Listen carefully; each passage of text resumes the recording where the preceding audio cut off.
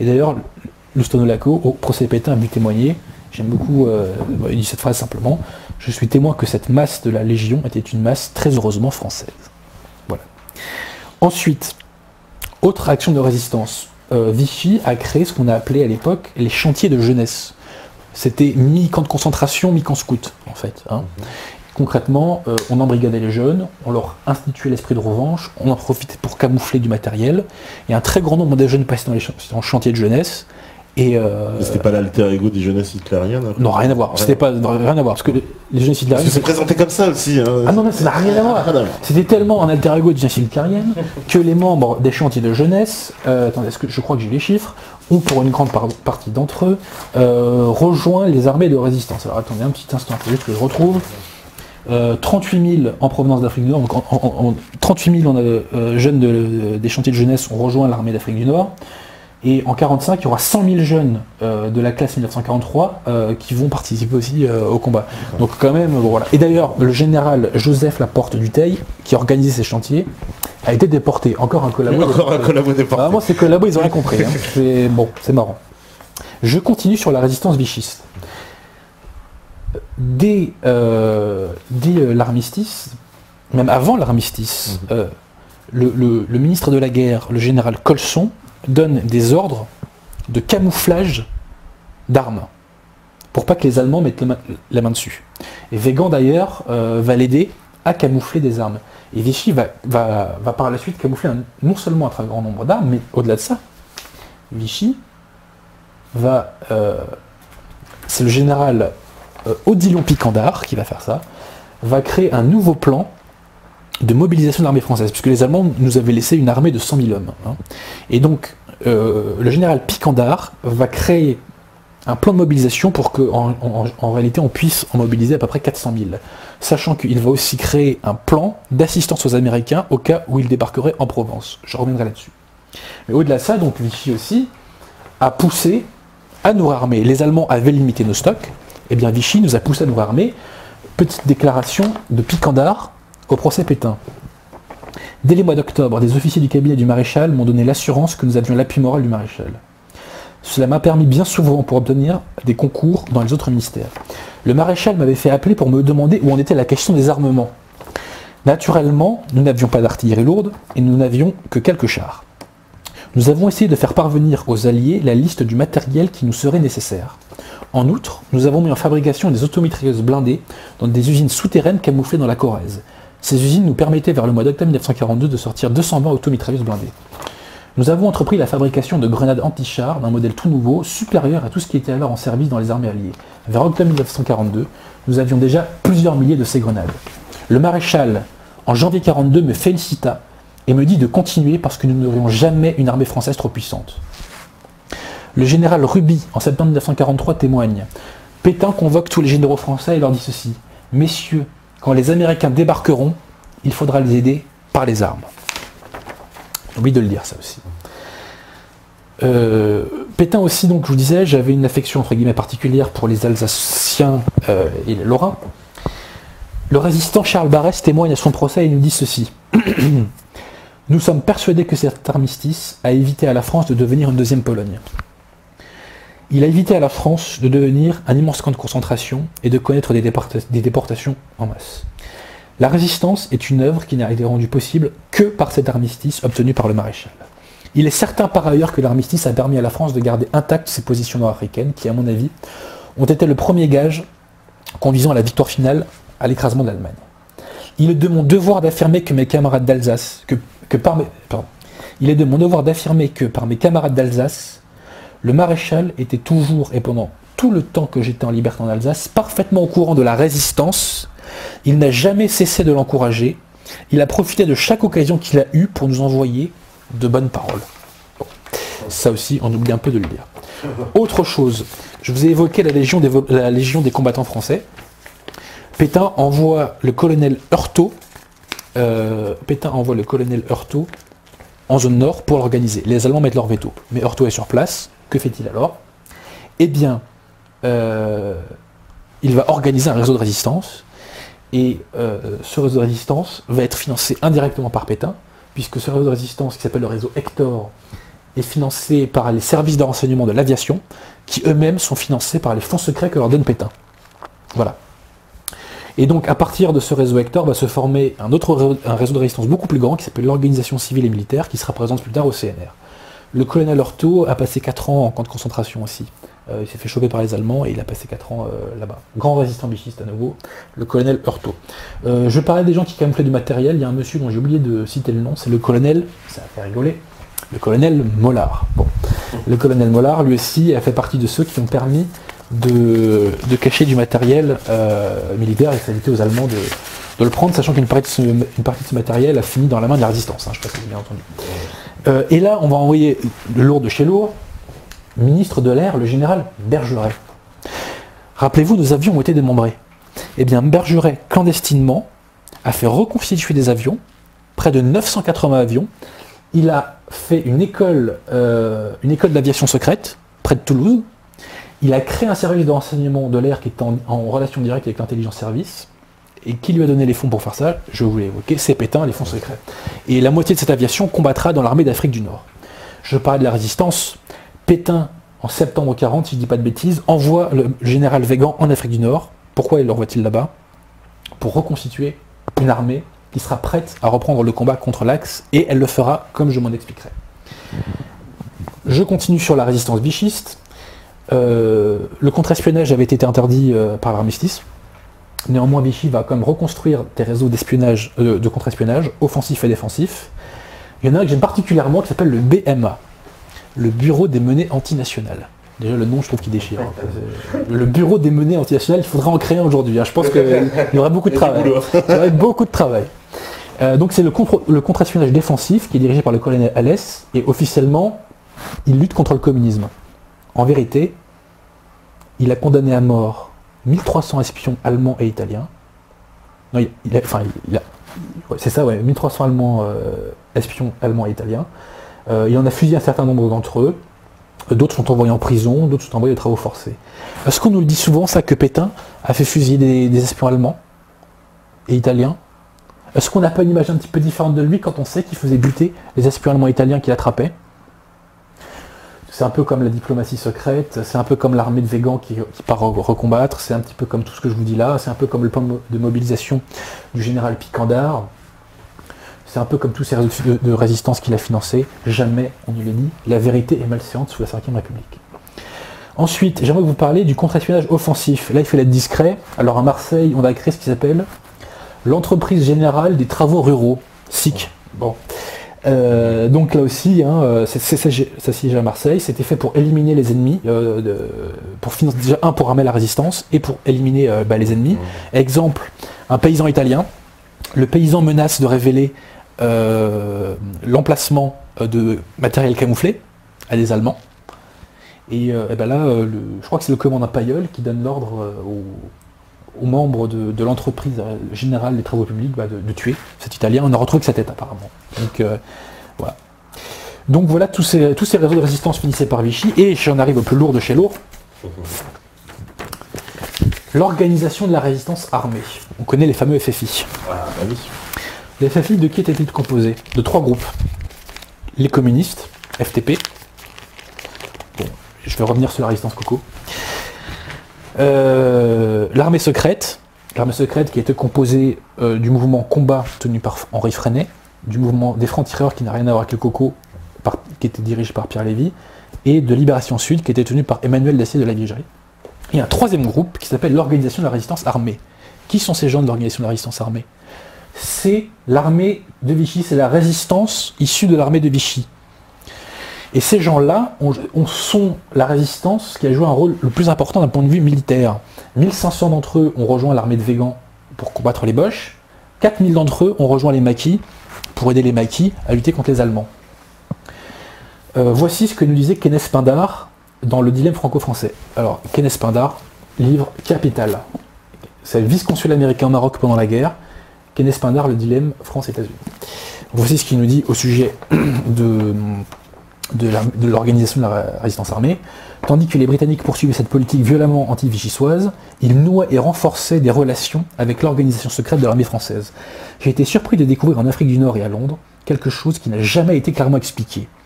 le fait que cette organisation clandestine militaire n'avait aucun rapport avec De Gaulle. Elle fut formée par l'armée française et commença avant même le jour de l'armistice. L'armée sut conserver son propre QG secret, sa propre organisation et ses propres voies de communication avec les Britanniques. Ce n'est qu'en 1943, quand les Britanniques décidèrent de faire passer par De Gaulle toutes leurs relations avec la France, qu'il y eut quelques contacts officiels entre ces mouvements de résistance et De Gaulle. Pourquoi De Gaulle? La résistance s'est ralliée à De Gaulle en 1943 parce que les Anglais qui la ramenaient disaient soit vous vous ralliez à De Gaulle, soit vous n'avez pas d'armes. Ouais, c'est ça, pour avoir des armes, faut être avec... Mais De Gaulle n'a fomenté aucun mouvement de résistance. Et je précise en parlant de l'ORA, j'aime beaucoup ces gens-là, qui sont des grands Français. Le premier patron, le premier chef de l'ORA, le général Oberfrère, je ne sais pas si on pourra mettre sa photo, Oberfrère. Le général Oberfrère va se faire rattraper par les Allemands. Et contrairement à beaucoup de gaullistes, il est mort avec nuit brouillard marqué dans le dos, au camp de Struthof, je crois que ça s'appelle. Le deuxième chef de l'organisation de la résistance armée, lui aussi est mort avec nuit brouillard marqué dans le dos. C'est le général Verneau. C'est marrant tous ces collabos qui s'amusent à mourir dans des camps de concentration quand même. Hein. Et je précise que le général Oberfrère qui est mort au camp de Struthof faisait partie du tribunal militaire qui a condamné à mort De Gaulle par contumace. Passons.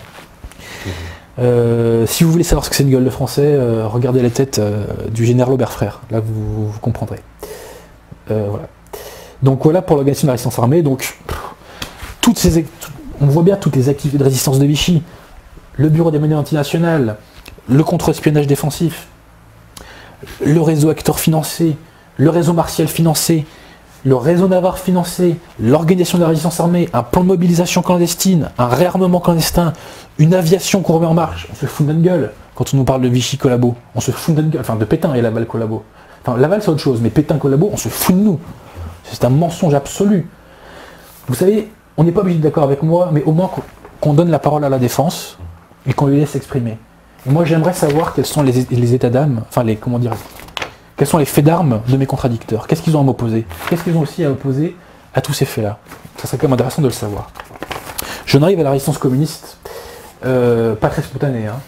Pas très spontanée, la résistance communiste. Elle commence après l'invasion de la Russie. Sachant que l'objectif des cocos, c'était pas de faire la guerre aux Allemands. C'était de faire une révolution sociale en France. C'est de détruire l'ordre légal en France. Et d'ailleurs, la résistance des communistes, d'un point de vue militaire, n'a servi à quasiment rien. Absolument rien. Quand je les écoute, ils me disent tout le temps que c'est eux qui étaient le fer de lance de cette... Mensonge absolu. Les fers de lance, c'est l'organisation de la résistance armée. D'ailleurs, j'ai une petite citation là, attendez, où est-ce qu'il est, le bouquin, je vous le citerai après. Je termine sur les cocos avant. Quand, par exemple, les Allemands assassinaient, les communistes, lapsus révélateur, quand les communistes assassinaient un officier allemand en plein Paris, derrière, il y a 50 otages qui se faisaient tuer. Ça ne servait absolument à rien d'un point de vue militaire, et De Gaulle lui-même a condamné les attentats. Et je précise que beaucoup de gens qui à l'époque se sont accaparés l'étiquette de résistants, en réalité, n'étaient pas des résistants, et qu'ils étaient volontaires criminels de droit commun. J'aimerais faire une petite citation d'un résistant qui s'appelle André Girard. Livre « Peut-on dire la vérité sur la résistance ?» Il faut que je retrouve le truc. Voilà. Je crois que c'est ça. Voilà. On n'a pas assez reconnu que la résistance de caractère militaire dont l'action a été la seule force déterminante aux côtés des Alliés durant l'invasion a été l'œuvre d'un état-major de techniciens formé dès 1940 sans aucun lien avec le général de Gaulle, et ceci parce que nos Alliés n'avaient en ce général qu'une confiance limitée. Voilà. Donc, le fer de lance de la résistance militaire, c'était l'organisation de la résistance armée, et c'était un mouvement maréchaliste. Désolé de le dire. Et De Gaulle n'a initié aucun mouvement de résistance, seulement en 1942, il a réussi à se faire aller à lui dans un premier temps l'armée secrète, et ensuite en 1943 l'ORA, parce que les mecs avaient besoin d'armes. Mais à la base, De Gaulle n'a initié absolument aucun mouvement de résistance intérieure. J'aimerais aussi vous lire une note faite par le maréchal Pétain à son procès au sujet de la résistance. Oui. Note manuscrite, en 6 points. Premier point, j'ai toujours résisté aux Allemands. C'est la pure vérité. Deuxième point, je ne pouvais être que favorable à la résistance. La résistance est le signe de la vitalité d'un peuple. Troisième point, en tant que chef de l'État, je ne pouvais pas l'approuver publiquement en présence de l'occupant. Ce qui est quand même évident, quoi. Oui. Bon, bref. Quatrième point, j'ai toujours fait une distinction entre les résistants aux Allemands et ceux qui ont utilisé ce prétexte pour se livrer à des crimes de droit commun. Ce sont ceux-là seuls que j'ai qualifiés de terroristes. Les résistants ont eux-mêmes protesté contre les excès de ces derniers. J'ai désapprouvé, comme l'a d'ailleurs fait le général de Gaulle, les attentats individuels contre les membres de l'armée d'occupation. Parce qu'effectivement, ça ne servait à rien à part à susciter des représailles. Bon. Et enfin, il dit, j'arrive pas à lire parce que c'est manuscrit, je n'ai jamais cherché à avilir la résistance, car j'étais moi-même un résistant, le résistant de France dans la métropole. Donc voilà la déclaration. Quand on dit que Pétain a persécuté la résistance, c'est un mensonge absolu. Pétain a suscité des mouvements de résistance, mais par contre, effectivement, quand il y avait des gens qui, au nom de la résistance, en profitaient pour commettre des exactions, et bien là, il sanctionnait. Et je précise un exemple, quand par exemple certains détroussaient des paysans, quand on brûlait leur récolte ou quand on détruisait des poteaux électriques, j'aimerais qu'on m'explique le rapport avec l'armée allemande, quoi. Je veux dire, avec le fait de fabriquer les Boches. Ça n'avait aucun rapport. C'est pareil, on a fait dérailler le train Paris-Lyon du 2 novembre 1943, 11 morts, 54 blessés. Pourquoi? À quoi ça sert concrètement? Oui, des passagers. Ah, rien. Aussi, au sujet de la résistance vichiste, je précise que 28 préfets de Vichy ont été déportés, 18 sous-préfets et sous-secrétaires de préfecture ont été déportés. Ça aussi, on oublie un tout petit peu de le dire. Eh ben, on va faire une deuxième pause, si la régie, elle est prête, et elle est prête. Et puis, on revient, ça passe vite. Mon vieux. Et ça passe vite, mais vous inquiétez pas, on débordera un peu s'il faut finir, parce qu'on sait que c'est intéressant, parce qu'il y en a qui craignent déjà, qui nous disent « Oh, j'espère qu'on aura le temps de finir, on aura le temps, vous inquiétez pas. » À tout de suite. Voilà, donc de retour, toujours sur la libre antenne, avec Adrien Bouzy, donc pour cette... Ouais. Tu m'entends? Oui, là, voilà, ok. Donc voilà, de retour, donc comme je disais avec Adrien Abosi, pour cette contre-histoire de Gaulle. Alors on a appris beaucoup de choses, hein, pour résumer un peu le parcours. Donc De Gaulle, un homme qui vient de Paul Reynaud, donc tout à fait, ouais. ancien président du Conseil, qui est un peu un homme un proche de Churchill, on va dire. Hein. Ouais, c'est un minable, hein, surtout. Ouais, c'est ouais. Minable. Il s'est conduit de façon médiocre au procès Pétain.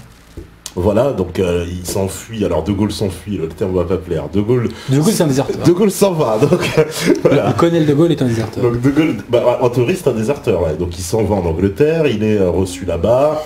On voit que, en fait, en secret, il y a une espèce d'accord en fait pour que Paul Reynaud revienne en fait au pouvoir. Puisqu'il pense que le maréchal Pétain n'acceptera pas les conditions posées par l'Allemagne. Parce qu'en fait, il sous-estime en fait les conditions que Hitler va imposer à la France. Il pensait que les conditions seraient beaucoup plus dures et que Pétain les refuserait. Et puis donc Paul Reynaud serait réinvesti en tant que président du Conseil. Il pensait que Pétain démissionnerait et qu'il serait réinvesti ensuite par Albert Lebrun, le président de la République de l'époque. Et Paul Reynaud aurait pu siéger donc à Londres comme tous les gouvernements exilés. Exactement, sauf que Paul Reynaud a une défaillance et De Gaulle a pris sa place en quelque sorte. Ouais, sur la résistance à Vichy, j'aimerais faire une petite citation. Alors c'est une citation qui est issue de... Est-ce que je l'ai là? Non, je l'ai pas là. C'est du livre de Or Vichy Gamble, c'est le titre anglais, c'est Notre jeu à Vichy. Et c'est William L. Langer, qui était un diplomate américain, qui me disait, pour le département d'État américain, Vichy, ce n'était pas seulement un vieillard sans défense et un groupe d'intrigants sans scrupules, c'était aussi un groupe d'amis très nombreux, sur qui nous pouvions compter, et grâce au concours desquels nous pouvions peut-être apprendre beaucoup plus de choses sur l'ennemi que par tout autre moyen. L'expérience et les relations d'un grand nombre de fonctionnaires du Quai d'Orsay étaient à notre disposition, tandis que les services de renseignement de l'armée française, qui avaient été clandestinement réorganisés après la défaite, nous étaient ouverts. Il eût été parfaitement ridicule de nous interdire l'accès de cette source importante de renseignement. Tout bien considéré, on ne peut s'empêcher de penser que pour cette raison, à défaut même de tout autre, la politique que nous avons suivie à l'égard du Vichy fut complètement justifiée. Voilà. Donc déjà, même les Américains confirment que Vichy les a aidés en fait. Bien entendu. Mais ce qui est ultra évident, et nous allons voir ô combien. Puisque maintenant, nous allons évoquer la question, il y a des milliers de choses dont j'aurais aimé vous parler, on ne peut pas parler de tout, il est déjà 23h. Il faut que nous parlions du débarquement américain en Afrique du Nord. L'opération Torche. L'opération Torche, le 8 novembre 1942. Vous savez, il y a un homme dont on n'a pas encore beaucoup parlé, qui est l'amiral Darlan. Oui. L'amiral Darlan... C'est le numéro 2 du régime, c'est ça? Alors en fait, quand Laval s'est fait éjecter par Pétain, oui. Il a été... Enfin, Pierre-Étienne Flandin l'a remplacé pendant 2 mois. Les Allemands après, ont fait comprendre à Pétain que Flandin devait partir, et Pétain a mis Darlan. Donc de février 41 jusqu'à avril 42, Darlan est président du Conseil et dauphin de Pétain. Ensuite, sous pression allemande, Pétain va être obligé de rappeler Laval en avril 42. Rappelez-vous, Darlan, le 4 août 1940, Pétain a donné une mission à Darlan, c'est-à-dire que si la France, la zone libre, était envahie par les Allemands, à ce moment-là, il devrait repartir en Afrique et reprendre la guerre contre les Allemands. Il y a un livre définitif sur Darlan, de Pierre Orduny, Le secret de Darlan. Livre absolument génial, qui nous explique quelle a été la trajectoire de Darlan pendant la guerre. Darlan est celui qui a poussé la collaboration entre guillemets le plus loin, puisqu'il y a eu une révolte des Irakiens en 1941 contre les Anglais. Les Allemands veulent aider les révoltés, et pour ça ils demandent le libre passage de la Syrie, et Darlan leur accorde de passer en Syrie, si vous voulez. Donc ça a été considéré comme le paroxysme de la collaboration, ce qui, soit dit en passant, avec le recul, est quand même pas un truc de fou. Je veux dire, comparé aux collabos qu'on a aujourd'hui, qui vont de la France à l'oligarchie anglo-américaine, on rigole un peu. Mais bon, Darlan est officiellement celui qui a poussé la collaboration le plus loin. Mais arrive l'opération Barbarossa, et la guerre en Russie va faire changer les plans de Darlan. Darlan va commencer à nouer des contacts avec les Américains. Et il y a eu une conférence qui s'appelle Arcadia. Je crois que les dates, c'est fin décembre 41 jusqu'au 14 janvier, je crois, 42, dans laquelle les Alliés vont déterminer leur stratégie de lutte contre l'Allemagne. Eh bien, Darlan a demandé à participer à cette conférence. Ça, c'est le petit scoop qui est révélé notamment dans ce bouquin. Et par la suite, dans l'année 42, Darlan a multiplié les contacts avec les Américains, et notamment à travers son fils, qu'il a envoyé en Algérie, pour prendre des contacts avec le consul américain en Algérie, qui s'appelait Murphy, pour peut-être préparer un débarquement. Le problème, c'est que le fils de Darlan est tombé malade, et que du coup, ça a arrêté les négociations, sachant que Murphy négociait la préparation du débarquement avec un autre groupe de Français qui s'appelle le groupe des 5, qui, je tiens à le dire, n'avait aucun rapport avec le général de Gaulle, de nouveau. C'est un groupe de résistants complètement indépendant de Londres. Qui est ce groupe des 5? Monsieur le Maigre du Breuil, industriel assez puissant, assez riche, cagoulard, et, dit-on, membre de la Synarchie. Jean Rigaud, qui est son bras droit. Saint-Ardouin, qui est un diplomate. Henri Dacier de la Vigerie, qui est le frère de Emmanuel Dacier de la Vigerie, le chef du mouvement de résistance qui s'appelle Libération Sud. Personnage, on reviendra sur ce Henri Dacier de la Vigerie. Et le cinquième, c'est le colonel von Eck, je crois, qui dirige les fameux chantiers de jeunesse. Les fameux chantiers de jeunesse, donc d'origine bichiste, en Afrique du Nord. Donc ce groupe de 5 va négocier avec Murphy, va préparer avec Murphy, le consul américain, le débarquement. Sachant qu'à la base, l'idée c'est que, officiellement, c'est la France, à travers le groupe des 5 et en général, qui appelle les Américains à l'aide pour lutter contre l'Allemagne. C'est pas les Américains qui nous envahissent ou qui débarquent, c'est nous qui les appelons. Et donc, il leur faut un général à ce groupe des 5. Alors, au début, ils pensent à Weygand. Puisque, rappelle-toi, Pétain a envoyé Weygand en Afrique du Nord, constituer une armée. Le problème, c'est que Weygand va décliner, parce qu'il ne veut pas être dissident à Pétain, et parce que, en fait, Weygand ne s'estime pas digne d'être chef de la France. Pourquoi? Parce que Weygand est né en Belgique, il est né d'adultère, il ne connaît pas ses vrais parents. Et donc, il a été naturalisé français, il était plus ou moins apatride avant, il a été naturalisé français pour entrer à Saint-Cyr, et en raison de cela, il ne s'estimait pas digne d'être à la tête de la France. Je trouve que c'est magnifique comme pensée, quand on pense à tous ces minables aujourd'hui qui se présentent à la République pour travailler à la France. Je crois qu'il y a quand même un écart interdimensionnel entre les deux catégories d'individus. Bref. Donc Darlan refuse. Toutefois, il confie à Jean-Raymond Tourneau, résistant, Pétain et la France, que si il avait été présent en France au moment du débarquement, eh ben il aurait continué la guerre. Bon, ceci étant, Weygand a quand même reconstitué cette fameuse armée d'Afrique du Nord sur demande de Pétain. C'est cette fameuse Afrique, il est tard, hein. Je suis un peu fatigué. C'est cette fameuse armée d'Afrique, par exemple, qu'on va se combattre dans le navet dans lequel a joué Jamel Debbouze, indigène. Ah oui. On oublie de dire tout le temps, quand on parle de l'armée d'Afrique du Nord, que c'est Weygand qui l'a reconstitué sur ordre de Pétain. Alors, ça, il faut pas le dire, hein, c'est interdit. Bah, ça fait beaucoup de contre-vérité justement aujourd'hui. Ah oui, t'avais raison, c'est historique. Ah non, mais c'est que le degré de mensonge ou d'omission, soyons gentils, est inouï. Et on tombe des nues quand on découvre les choses. Moi-même, je vous avoue, j'ai eu du temps à les intégrer. Moi, je suis resté gaulliste jusqu'en 2012 à peu près. Je connaissais une partie de la vérité qui permettait de voir une autre vision de Gaulle. Mais j'étais tellement pris dans ce conditionnement que je n'osais pas franchir le pas et j'avais des blocages internes, si vous voulez, quoi.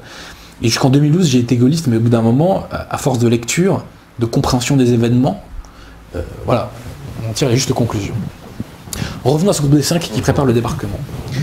Weygand refuse. Il leur faut un autre général, ça tombe bien, le général Giraud s'évade. À ce moment-là, il y a des échanges entre Murphy et Giraud, et vont être faits ce qu'on appelle les accords Giraud-Murphy, justement.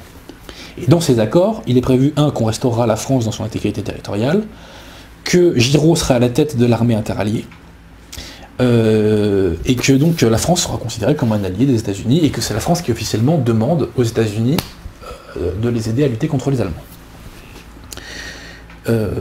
Sauf que, à l'époque, Murphy fait croire à Giraud que le débarquement ne sera pas qu'un débarquement en Afrique du Nord, mais que ça sera aussi un débarquement en Provence. Et que ce débarquement aura lieu en gros au printemps 43.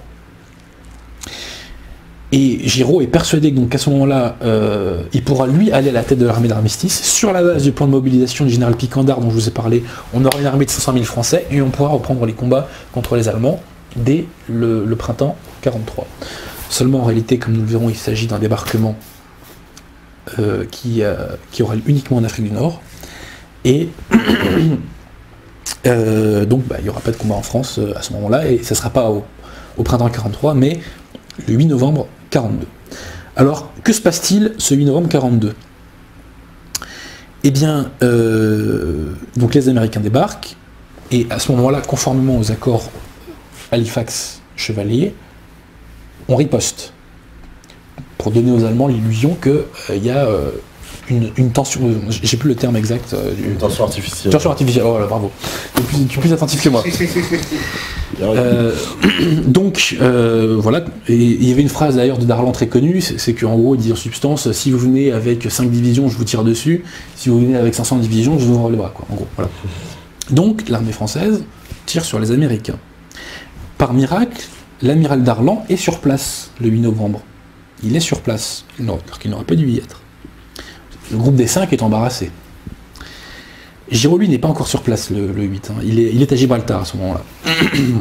Et Giraud est foudrage, parce que on lui avait dit le débarquement aura lieu en Provence au printemps 43. On lui dit en fait c'est en Afrique et c'est dans 2 semaines, quoi. Ou c'est maintenant, quoi. En gros, on prévient vraiment au tout dernier moment.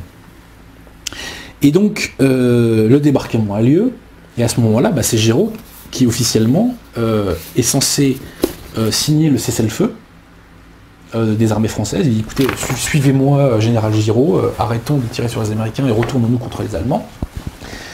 Et donc Giraud est censé être, aller à la tête de l'Afrique du Nord, en somme, pour reprendre la guerre. Le problème, c'est que quand Giraud arrive le 9 novembre, l'armée d'Afrique du Nord n'a strictement rien à foutre de lui. Pour l'armée est très maréchaliste, et pour elle, Giraud n'existe pas, quoi. Alors que se passe-t-il ? L'amiral Darlan, officiellement le champion de la collaboration. Le 9 novembre, Darlan va signer un cessez-le-feu pour la région d'Alger. Puis, le soir, ah oui, je précise, que Pétain envoie à Darlan un télégramme qui est celui-là officiel. Il envoie un télégramme. Est-ce que c'est là ? Pardonnez-moi, je suis un peu long. Mais ça, c'est important. C'est important. Donc, voilà. Donc, Pétain, quand le débarquement a lieu et que Darlan est sur place, Pétain lui envoie un télégramme. Je suis heureux que vous soyez sur place. Vous pouvez agir et me renseigner. Vous savez que vous avez toute ma confiance. Pourquoi Darlan est-il censé savoir qu'il a toute la confiance de Pétain? Parce qu'il y a cet accord du 4 août 1940, cet ordre du 4 août 1940, de reprendre la guerre au cas où l'armée allemande envahirait la zone libre. À ce moment-là, Vichy est officiellement neutre, rappelons-nous. Mais donc, Darlan, le 9 novembre, un jour après le débarquement, fait un cessez-le-feu pour la région algéroise. Ensuite, le 9 novembre au soir, le maréchal Juin, qui a succédé à Weygand à la tête de l'armée d'Afrique, parce que les Allemands ne voulaient pas que Weygand reste en Afrique, parce qu'ils sentaient que ce mec-là allait leur faire le coup. Ce qu'il a fait d'ailleurs, petite parenthèse. Le maréchal Juin, enfin le général Juin, qui deviendra maréchal par la suite, comprend la situation. Et il dit à Giraud, bon écoutez, je vous donne le commandement de l'armée d'Afrique, en revanche, vous ralliez à Darlan. Donc ils font ça dans le dos du groupe des 5 qui avait organisé le débarquement. Giraud accepte, parce que lui, Giraud, contrairement à De Gaulle, est un vrai militaire, il veut faire la guerre, le pouvoir il s'en fout, la politique il s'en fout. Donc Giraud accepte le commandement du maréchal Juin. Et il refuse de signer le cessez-le-feu quand les Américains le lui demandent. De toute façon, il n'aura pas été écouté, donc ça n'aurait pas changé grand-chose. Le lendemain, le 10, Darlan va finir par signer une armistice pour toute l'Afrique du Nord. À ce moment-là, il faut savoir que Laval est à Munich, parce qu'il a été convoqué par Hitler en urgence. Et à ce moment-là, Vichy est obligé de désavouer officiellement Darlan, qui a fait une armistice avec les Anglo-Saxons, et de nommer à la place de Darlan à la tête de l'Afrique le général Noguès, qui est le gouverneur du Maroc. Donc là, Darlan est effondré parce qu'il n'a plus la confiance du maréchal. Et heureusement, l'amiral Offand, on a la photo de l'amiral Offand, je ne sais pas si on peut la mettre éventuellement. L'amiral Offand, j'arrête pas de citer ses bouquins, il écrit quasiment que des bons bouquins, l'amiral Offand. L'amiral Offand a une idée, on va envoyer un télégramme secret, le seul télégramme sur lequel les Allemands ne peuvent pas intercepter, enfin le seul télégramme que les Allemands ne peuvent pas intercepter, pardon, on va envoyer un télégramme secret à Darlan. Et ce télégramme secret lui dit, envoyé à 14h50, comprenez que ce désaveu était nécessaire pour les négociations en cours. Négociations de Laval à Munich avec Hitler. Petite parenthèse, d'ailleurs, Laval est allé voir Hitler avec un morceau de cyanure de potassium dans la poche, pour ne pas que Hitler lui impose des choses qui seraient trop contraires aux intérêts vitaux de la France. Il n'y a pas beaucoup d'hommes politiques français qui seraient capables d'un tel sacrifice aujourd'hui, soit dit en passant. Même si Laval, on peut le critiquer sur plein de points, mais sur d'autres, quand il a fait des choses positives, il faut le dire aussi. Donc il faut toujours voir la bouteille à moitié vide et à moitié pleine. C'est comme M. Asselineau, il faut voir la moitié. J'ai raconté, attention. Bref. Donc, Vichy désavoue Darlan officiellement, mais officieusement, on lui envoie un télégramme secret dans lequel on lui dit comprenez que ce désaveu était nécessaire. Ensuite, que se passe-t-il? Le 11 novembre, le lendemain donc, la Wehrmacht envahit la zone libre. Et là, Darlan se rappelle son ordre du 4 août. Il prend la tête de l'Afrique du Nord et il dit maintenant, on relance notre armée contre les forces de l'Axe. C'est l'amiral Darlan qui relance l'armée d'Afrique contre les forces de l'Axe, qui relance l'Empire français contre les forces de l'Axe et contre l'Africa Corps de Rommel. Mais rappelez-vous, le problème à ce moment-là, c'est que on a nommé officiellement Noguès chef de l'Afrique du Nord. Et il y a une partie de l'armée qui n'est pas au courant des télégrammes secrets qui sont échangés. Donc qui pense vraiment que Noguès est le chef et donc qui ne se rallie pas tout de suite à Darlan. Mais Noguès a compris la situation et il va rendre officiellement ses pouvoirs à Darlan le 13. Et le 13, Pétain va envoyer, donc le 13, alors que Darlan a donné les ordres de combat contre les nazis. Pétain va lui envoyer ce télégramme secret. Enfin, Pétain, c'est Offand qui envoie ce télégramme. Accord intime du maréchal et du président Laval, mes décisions soumises aux autorités occupantes, c'est-à-dire accord intime. Vous pouvez y aller, on vous approuve, allez-y, combattez les Allemands. Mais est-ce que ça ne change pas toute la vision qu'on a quand même du régime de Pétain et de ces hommes-là, quand on sait que Pétain a approuvé la reprise des combats contre les nazis, quand on sait que cette armée a été faite sur demande de Pétain par le général Weygand? Est-ce qu'on n'a pas quand même une image un peu différente? Et on voit que là, De Gaulle n'existe pas. Hein. Là, De Gaulle, il est nulle part. Hein. Et donc, le 13 novembre, à 20h10, Darlan va faire à la presse ses déclarations suivantes. En plein accord avec le général Noguès, et sur sa demande, j'assume la responsabilité des intérêts français en Afrique. J'ai l'assentiment des autorités américaines avec lesquelles je compte assurer la défense de l'Afrique du Nord. Vive le maréchal, vive la France. À ce moment-là, le chef de la France combattante qui combat contre les nazis, c'est l'amiral Darlan. Et il le fait, je cite, au nom du maréchal empêché. De Gaulle n'existe pas. Et si Darlan ne s'était pas fait assassiner, comme dirait l'amiral Offand, les deux morceaux de France se seraient réunis à la fin de la guerre. Et le chef de la France combattante, c'était Darlan, le vrai rival de De Gaulle, comme le dit ce cher Pierre Ordu. Alors pourquoi? C'est peut-être alors là juste une petite question, parce que Darlan, justement, ça nous est présenté comme le summum de la collaboration, parce qu'il aurait collaboré avec les Allemands, et puis on nous dit justement, pour résumer, il a vu arriver les Américains, bah bienvenue, nous, en fait, on est avec vous. Mais en fait, c'est plus compliqué que ça, quoi. Bah bien sûr, c'est plus compliqué que ça. D'ailleurs, il négociait avec les Américains depuis plus d'1 an, donc son ralliement n'est pas du tout opportun, il n'est pas tombé du ciel. Et si son fils n'était pas tombé malade, peut-être que les Américains se seraient entendus. D'ailleurs, il faut savoir que Eisenhower, quand il a appris qu'il y avait une filière de négociation avec Darlan, a voulu se ruer dessus. Le problème, c'est que le délégué de Giraud en Afrique du Nord, le général Mast, a mis son veto. Et à la réunion de Churchill, qui est eu, je crois, le 14 octobre 1942, on a définitivement enterré la filière Darlan. Mais Darlan négocie avec les Américains depuis 1941, donc son ralliement n'est pas si opportuniste que ça. Et de toute façon, je vais me dire, on s'en fout. Ce qui compte, c'est que Darlan a pris une position qui, quoi qu'on en dise, était conforme aux intérêts de la France. Il fallait à ce moment-là relancer l'armée contre l'Axe, et Darlan a relancé l'armée contre l'Axe.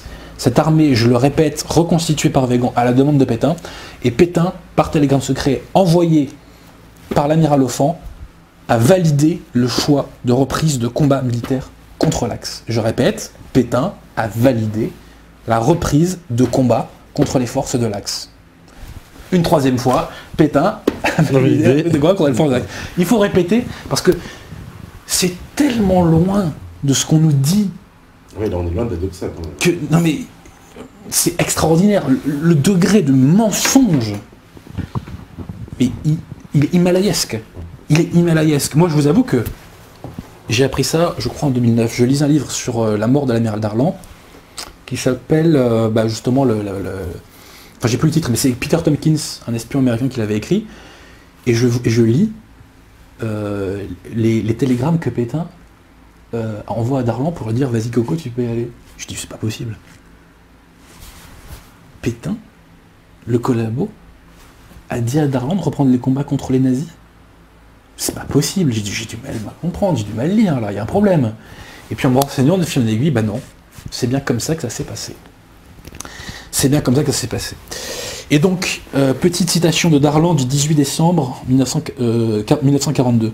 « Je ferai tout ce qui est en mon pouvoir en accord avec les alliés américains et britanniques pour promouvoir cet ordre chrétien qui s'oppose aux utopies matérialistes et païennes des pseudo-philosophies hitlériennes et fascistes. » Message radiodiffusé de Darlan du 20 novembre 1942. Le maréchal Pétain est et reste l'image vivante de la France. Mais après l'occupation de la zone non occupée par les Allemands, il a perdu sa liberté d'action. Après l'armistice, la politique poursuivie par le maréchal a été la seule possible, parce qu'elle permettait à la France de continuer à vivre, et parce qu'elle lui évitait de voir l'Afrique occupée par l'Axe. Si cette politique n'avait pas été si habilement menée, les Allemands auraient occupé l'Afrique depuis longtemps déjà. Et si cette occupation avait eu lieu, les événements plus récents permettent de supposer fortement que les Alliés auraient éprouvé d'autant plus de difficultés à aider la France à retrouver sa liberté. Je sais pertinemment que j'interprète honnêtement les idées du maréchal. Je continue à suivre ses instructions d'autrefois lorsque j'accepte le secours des Américains et de leurs alliés pour la liberté et le rétablissement complet de la souveraineté de la France. Je sais d'ailleurs que le maréchal partage mes sentiments d'amitié envers les peuples des États-Unis, et en aucun cas on ne me fera croire que le vainqueur de Verdun est de connivence avec les usurpateurs qui ont ravi à la France l'Alsace, la Lorraine, la Savoie, Nice, la Corse et l'Afrique du Nord en Tunisie. C'est sous la pression allemande que le maréchal a transmis une partie de ses pouvoirs à Laval. Or, nous avons prêté serment solennel au maréchal, pas à Laval, et ce serment nous le respecterons, au moins dans son esprit.